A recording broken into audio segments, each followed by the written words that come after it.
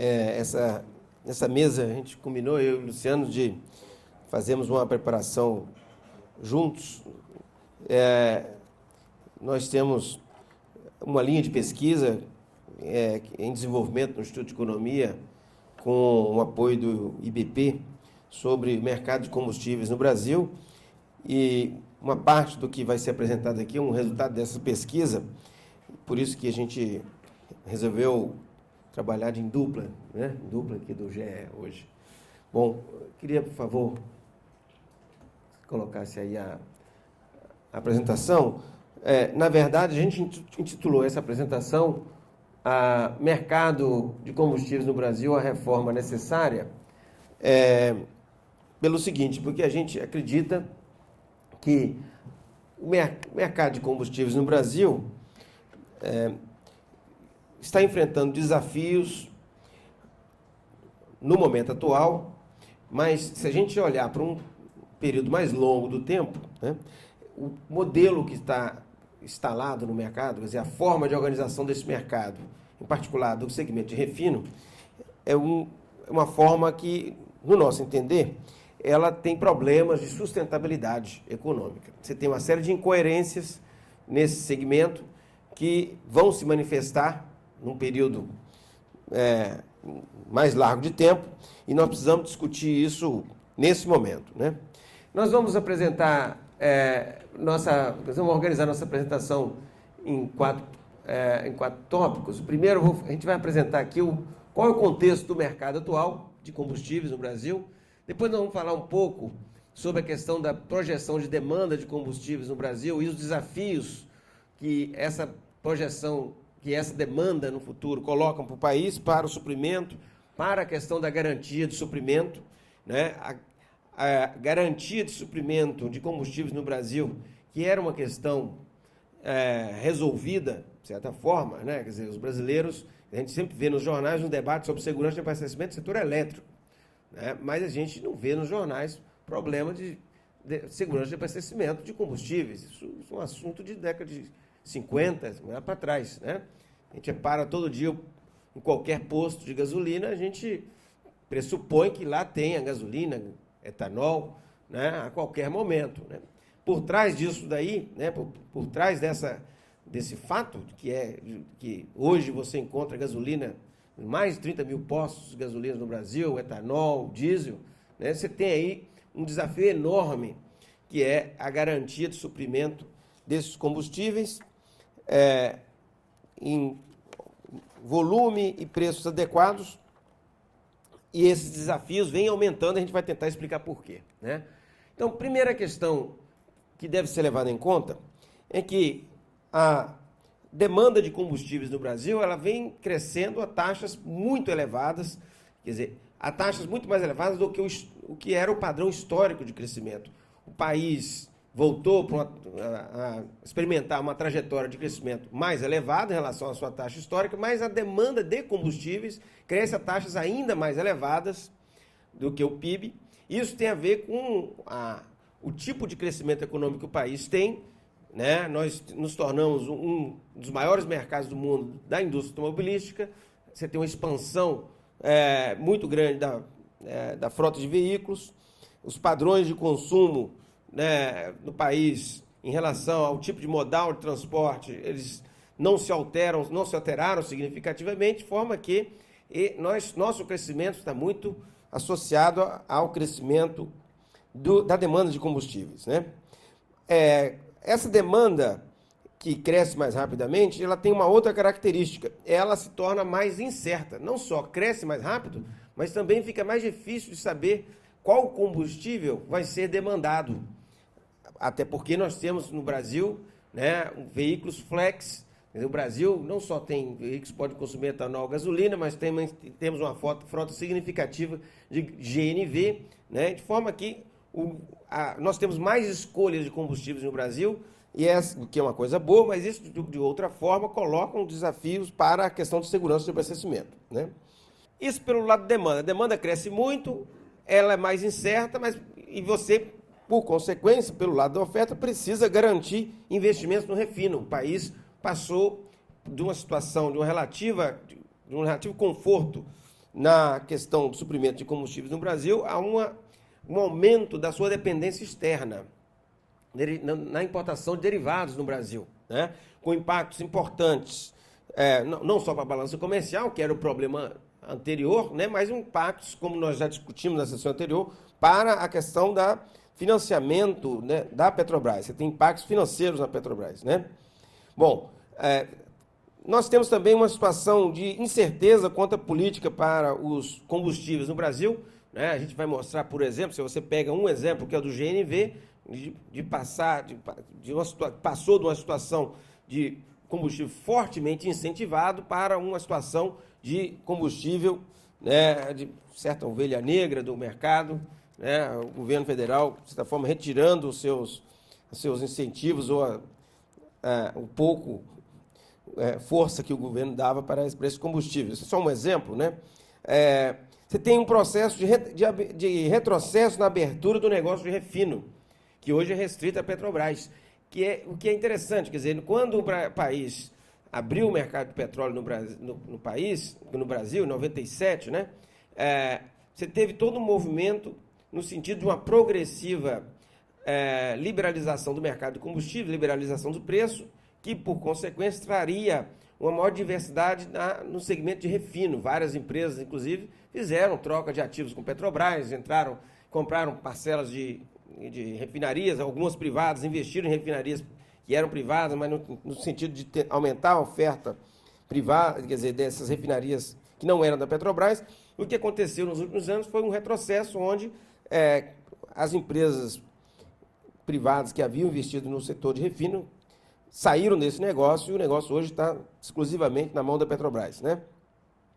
Bom, e por fim, não menos importante, você tem uma dificuldade crescente para a garantia de suprimento. Por quê? Dada a imprevisibilidade da oferta, da demanda, né? Você tem a demanda de gasolina depende da competitividade do gás, do gás também, mas principalmente do etanol.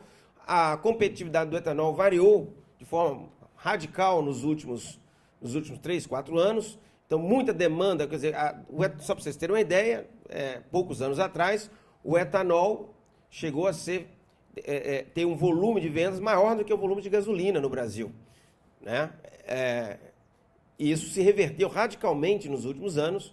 O etanol deixou de ser competitivo, portanto, houve muita substituição de etanol por gasolina e a demanda de gasolina explodiu. Isso, do ponto de vista logístico, para garantir os suprimentos, não é evidente. A Petrobras passou vários apertos aí em algumas regiões do país onde ela não tinha logística suficiente para suprir essa demanda de gasolina que de um mês ao outro, de um momento ao outro, pode surgir em determinada região. O mesmo vale para o mercado de diesel, né? Com a mudança da qualidade do diesel, o diesel S10, você tem que desenvolver toda uma logística específica para esse diesel e que coloca desafios para a garantia de suprimento e implica em custos também, né? Muito bem, então esse é o contexto do mercado que eu acho que é importante levar em conta, né? Consumos, se você pegar aí nos últimos anos, 2009, 2012, consumo de combustíveis aumentou 8% ao ano no país, né? É uma taxa extraordinária, porque a crescente de aviação no Brasil, né, chegou a crescer taxas ainda mais elevadas, a taxas chinesas, né? Isso tem a ver com a restrição de oferta de etanol, no caso da gasolina, né?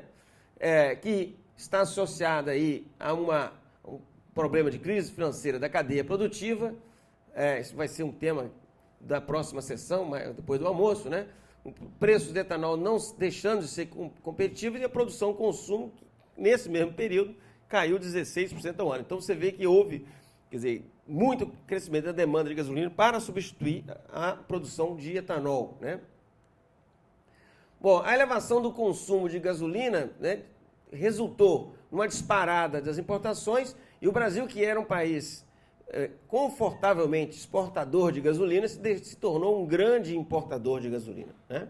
Quer dizer, é importante salientar aqui que os mercados de derivados, eles não são mercados tão líquidos quanto o mercado de petróleo. Não é tão simples assim achar a gasolina na hora que você quer, no lugar que você quer, né? O mesmo vale para o diesel.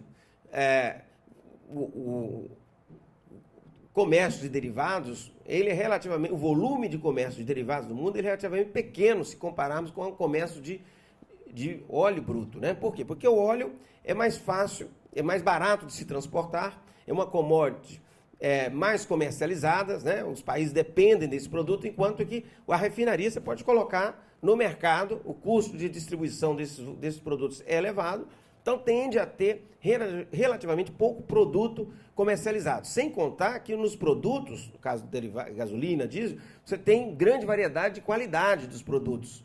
Então não é assim, a Petrobras agora importa, dobra as importações de um dia para o outro, vai lá e vai estar esperando a gasolina que você quer no lugar que você quer.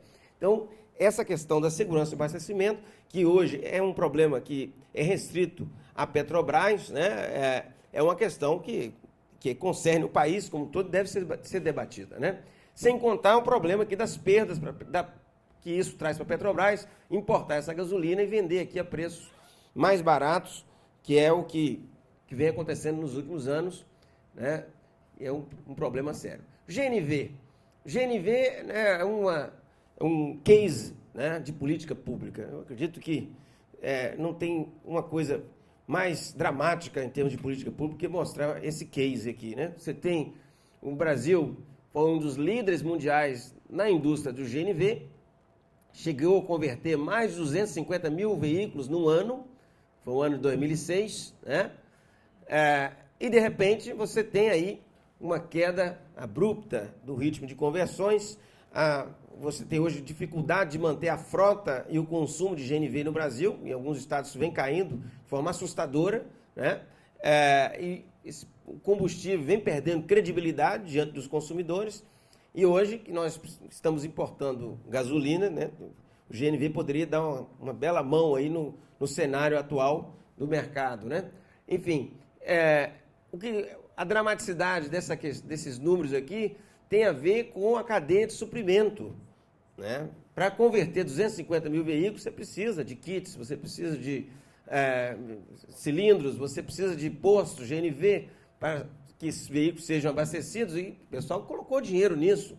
E hoje, quem colocou dinheiro em posto de gasolina para converter posto, para preparar posto de gasolina para atender veículos GNV, está tremendamente arrependido. Em alguns mercados no Nordeste, onde esse mercado caiu mais rapidamente, você teve grandes perdas de investimento, né? E isso tem a ver com essa decisão do governo. Aqui está a declaração da ministra, na época, a ministra Dilma, né? Em que ela colocou, fazer conversão agora é uma temeridade em qualquer país do mundo, se não é para energia termoelétrica, o gás, no caso, deve ser usado para a indústria. O uso menos nobre é para transporte em automóveis individuais, né?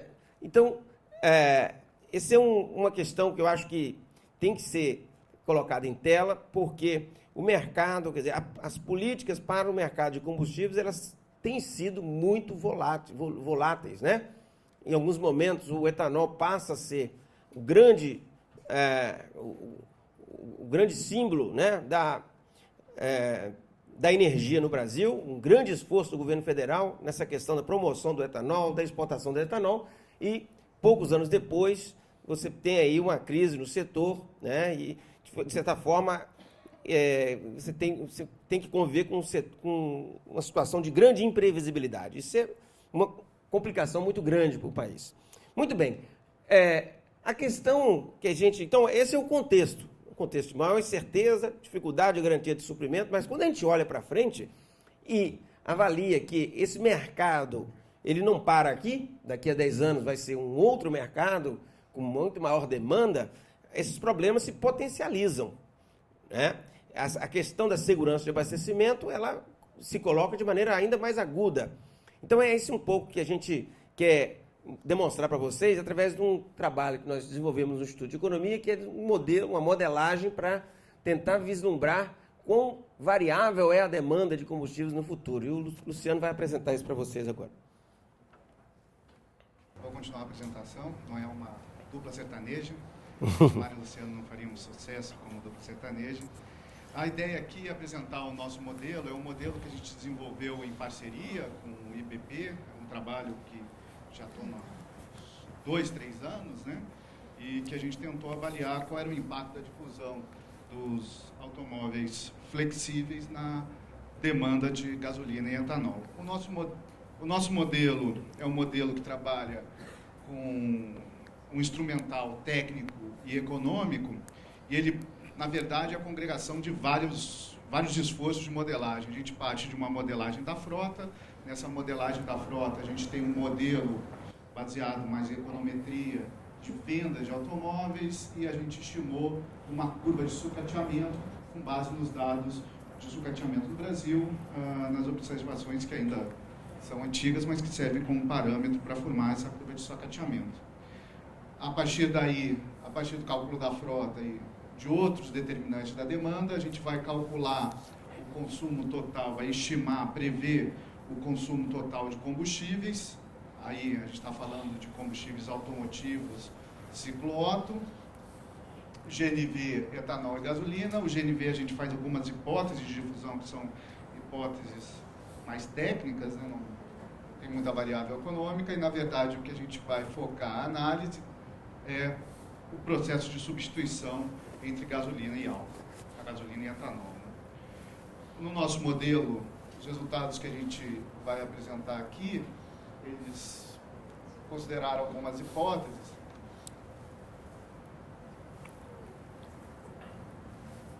Funciona comigo, Luciano. É. Acho que mais embaixo. Né? Uhum. Tá. As hipóteses que a gente utilizou, um crescimento do PIB de 4,5% ao ano. Hoje é muito otimista, mas a gente está pensando mais no longo prazo. E consideramos 3 cenários de preço de etanol. Um cenário de etanol de preço relativo baixo, né, por volta de 0,7, que foi mais ou menos a média observada entre 2005 e 2009. Esse preço médio é a média nacional, isso significa que o preço próximo às zonas produtoras de etanol vai ser significativamente inferior, né? Então, esse preço de 0,7 dava uma elevada competitividade de etanol, foi o que a gente observou nesse período de 2005 a 2009. A gente considerou um cenário de preço médio de 0,75, que seria um preço que propiciaria o etanol competitivo mais localizado em algumas zonas, e um preço elevado do etanol de 0,8 em termos relativos, que foi a média observada no período de 2010-2012, quando o etanol perdeu competitividade em relação à gasolina. A gente considerou 2 cenários de adição do etanol à gasolina, o etanol anidro à gasolina, né, de 20% e 25%, que são as 2 porcentagens que o governo utiliza como política de adição. Quanto ao GNV, a hipótese de trabalho que a gente utilizou, que o GNV ele vai experimentar conversões exatamente na medida para manter a frota atual. Então, a gente não prevê crescimento da frota de GNV, isso foi mais uma hipótese ad hoc, né? A gente não fez nenhuma análise mais econômica para utilizar nessa análise. Quanto à frota, na nossa previsão de frota, aqui a gente tem os dados de 2010 e 2020, né? A gente vê que em 2020 a frota de veículos flexíveis já seria 75% da frota total. A gente chegaria lá em 2025 com uma frota de 47 milhões de veículos. Esses são os veículos leves, né? Então a gente sairia de uma situação hoje, né, não de 2010, mas a situação atual, em que os automóveis flexíveis já representam 50% da frota, para chegar lá em 2020 com os automóveis flexíveis já representando 75% da frota. Isso vai ter uma implicação grande, porque, como o Edmar já salientou, né, a característica mais recente desse mercado é a volatilidade da demanda. Conforme essa frota flex se torna mais representativa, a flexibilidade se torna ainda maior, que a gente vai ver nos resultados. Bem, a gente fez a previsão do consumo total de combustíveis. Aqui é o consumo etanol mais gasolina em equivalente calórico para gasolina. Então, é o consumo mensal. A gente chegaria lá no final do período, né, em 2022, com consumo de 6 bilhões de litros equivalentes de gasolina por mês, né? Esse crescimento seria um crescimento por volta de 4% ao ano, que seria a nossa elasticidade observado em relação à renda, o crescimento, então, econômico de 4,5%, crescimento do consumo de combustíveis de 4%. Não é o que a gente tem observado no período recente, que é um crescimento mais explosivo, com elasticidade mais representativa, mas a nossa análise é que essa elasticidade, com o tempo, tende a se reduzir, principalmente devido à mudança no uso do carro e mudança nos rendimentos automóveis. A gente, então, estimou uma forma de substituição da escolha do combustível para os proprietários de veículos flexíveis, né? A gente tem aqui as observações, essas são as observações de cada estado, a cada mês, registradas na ANP. A gente pegou o período a partir de 2005, né, quando a frota de etanol é mais representativa. A gente, nas observações, que é na parte de baixo do gráfico, a gente nota uma elevada dispersão, mas a gente consegue identificar um padrão de substituição, né? Então, quando o preço do etanol, que está ali no eixo horizontal, ele é mais elevado, menos competitivo, o consumo relativo de etanol vai ser menos representativo em relação ao total do consumo. Quando o preço do etanol é mais competitivo, que são essas observações mais próximas à origem, a gente teria uma utilização mais intensa do etanol, formando essa curva que a gente estimou como uma curva logística, que está na parte de cima do gráfico, que foi a curva que a gente utilizou no nosso modelo de previsão. Então, nosso modelo de previsão vai trabalhar com os preços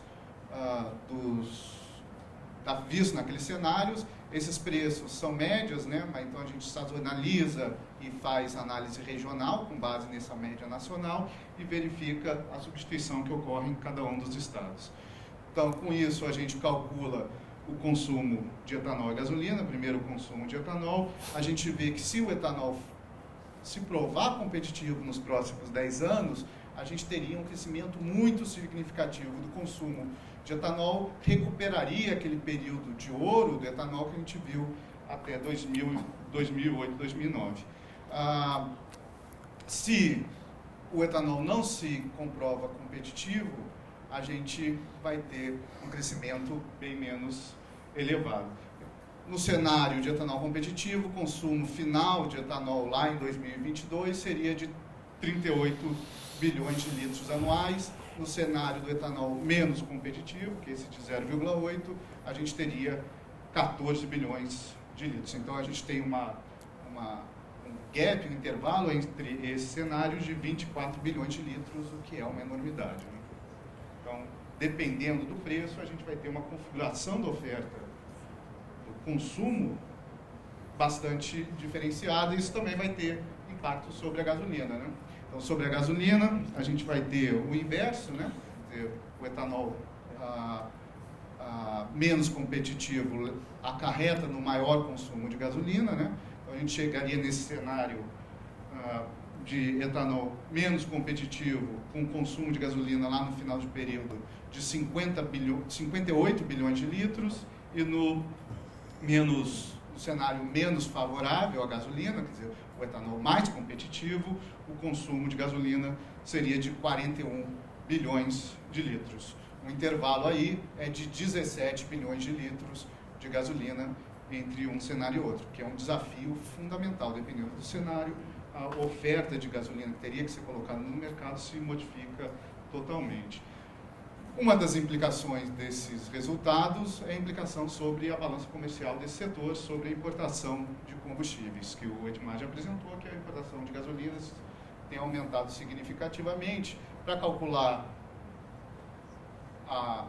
as importações, a gente considerou a estrutura do refino hoje, né, a oferta de gasolina hoje, e considerou para os próximos anos as expansões programadas pela Petrobras, né? A gente tem aí no quadro as expansões que estão programadas na produção de refino. A gente vê que a produção de refino vai crescer significativamente, né? Saltando de 2 milhões de barris por dia para 2,4 lá em 2016, 3 milhões de barris por dia lá em 2020. Esse cenário para a carga total, né? Se a gente for ver pelo lado da gasolina, a oferta de gasolina, a produção de gasolina vai crescer a um ritmo significativamente inferior ao crescimento da carga processada, porque vários desses investimentos não são voltados exatamente para aumentar a oferta de gasolina.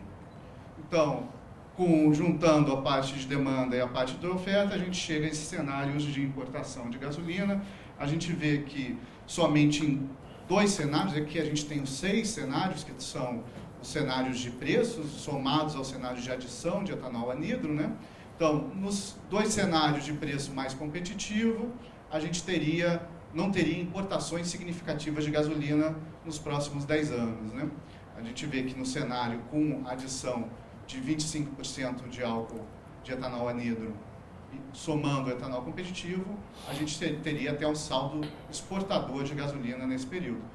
Mas na maior parte dos cenários, a gente vai ter importações significativas, né? Naquele cenário superior, a gente teria importações que chegariam a 13,5 bilhões de litros de gasolina lá em 2022.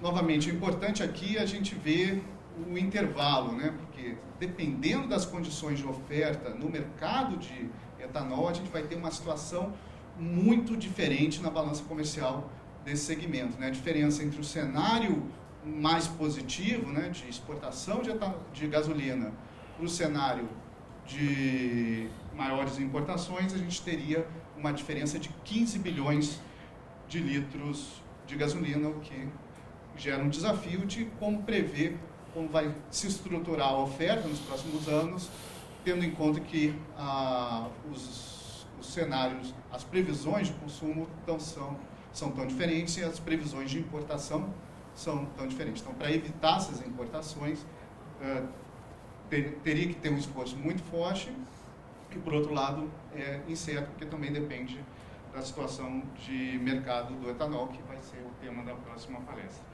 Agora eu devolvo a palavra para o Edmar, agora as questões mais polêmicas ficam por conta do Edmar. Obrigado pela atenção.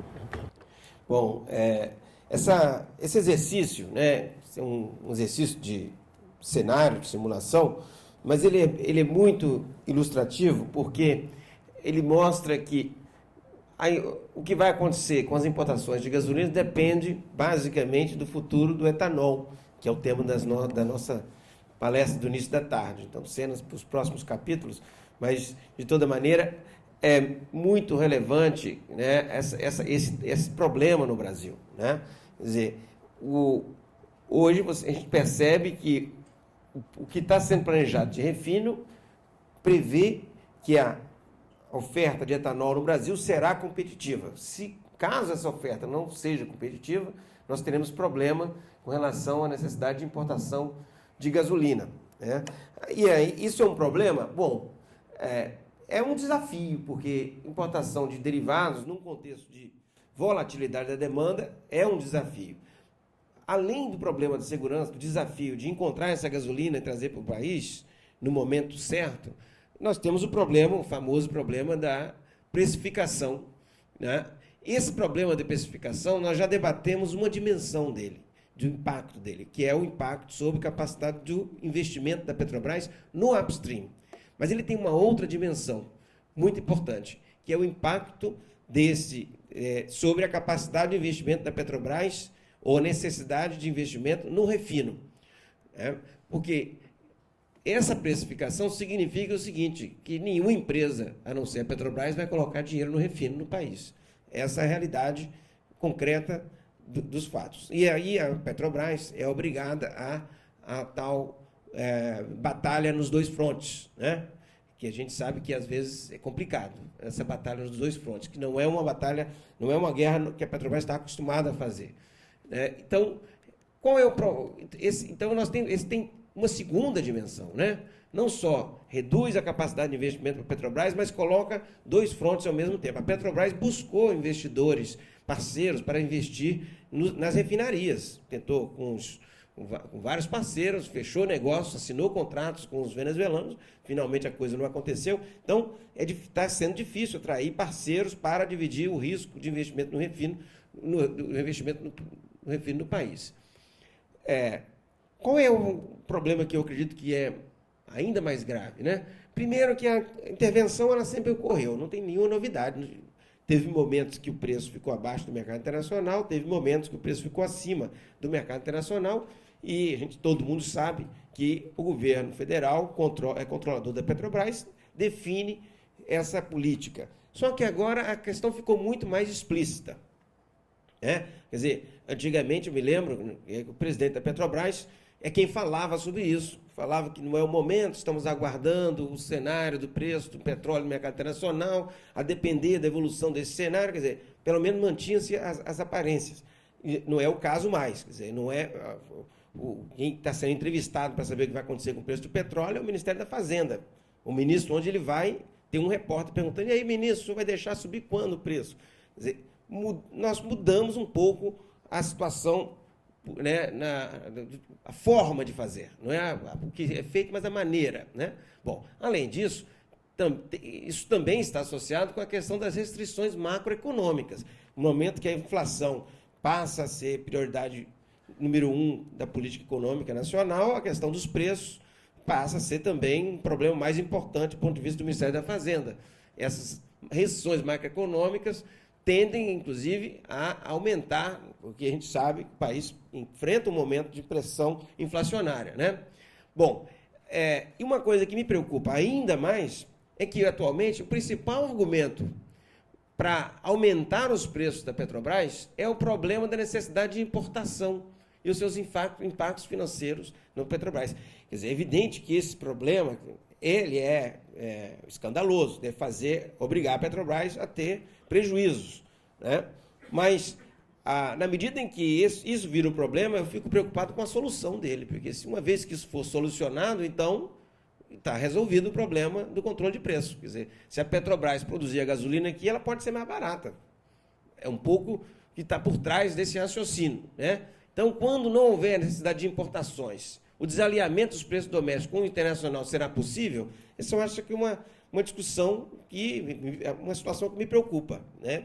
Por trás da maneira que a discussão está sendo encaminhada, sugere que, uma vez ficando prontas as refinarias, se não precisar de importar, pode segurar o preço, porque está tudo resolvido.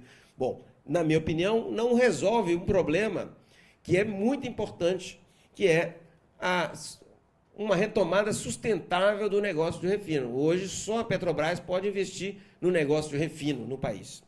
Isso é problema? Bom, eu acho que, primeiro, é um problema para a Petrobras, porque todos sabemos que refino, né, é um negócio que não necessariamente é muito rentável, né? Segundo, a responsabilidade da garantia de suprimento recai unicamente sobre a Petrobras, e nós estamos mostrando aqui, ou tentando argumentar, que esse problema ele é crescente, né? E, por fim, isso vai aparecer lá adiante um problema que eu acho que é complicado, que é o seguinte: muito bem, todos os parceiros da Petrobras produzem óleo e podem exportar a preços internacionais. A Petrobras, por sua vez, não vai poder fazer isso, ela tem que garantir o suprimento doméstico a preços nacionais. Isso não me parece muito simétrico, né? Eu acho que isso, em algum momento, alguém vai perguntar por que elas podem valorizar o seu petróleo a um preço mais alto que a Petrobras. Algum acionista pode, de repente, ter a ideia de colocar essa pergunta. Então, eu vejo que essa questão é uma questão de sustentabilidade do modelo de negócio que deve ser discutida, né? E isso é uma discussão que interessa para a Petrobras e que interessa para todos os participantes do negócio e para a sociedade como um todo, na minha opinião, pelo menos, né? Bom, diante disso, tem algumas questões em aberto, né? Quer dizer, como reduzir as incertezas quanto à evolução da demanda de combustível no Brasil? É possível? Né? É viável? Né? Como compatibilizar os objetivos de redução da volatilidade da carestia, que é um objetivo de política pública legítimo, né? Reduzir a volatilidade dos preços dos combustíveis, ninguém quer preço de combustível mudando toda semana nas bombas. E o problema da carestia, esse é outro problema, né? Carestia, o combustível fica caro para a capacidade de pagamento da população. Como é que compatibilizar esses objetivos, né, com o alinhamento dos preços internacionais? Não necessariamente o desalinhamento é a única solução para garantir uma baixa volatilidade e preços acessíveis, né? É possível abrir espaço para novos investidores no refino? Porque isso aqui é o que está, na verdade, a lei que está vigorando no país, a 9478, ela prevê que o negócio não é um monopólio, ela prevê participação de outras empresas e como abrir esse espaço, né? Nós retrocedemos, abrimos o negócio do refino, algumas empresas entraram, saíram e ficou por isso mesmo. Hoje, nos comportamos como se o refino fosse um monopólio da Petrobras, com todos os problemas que isso traz para a própria empresa, né? E o GNV, né? O GNV foi esquecido sobre o debate do mercado de combustível. Tem algum papel ou é para acabar, né? Eu acho que essa é uma discussão que está parada e que ela precisa ser retomada quando se falar da questão do mercado de combustíveis. Bom, seriam essas perguntas. Agradeço, então, a atenção de vocês.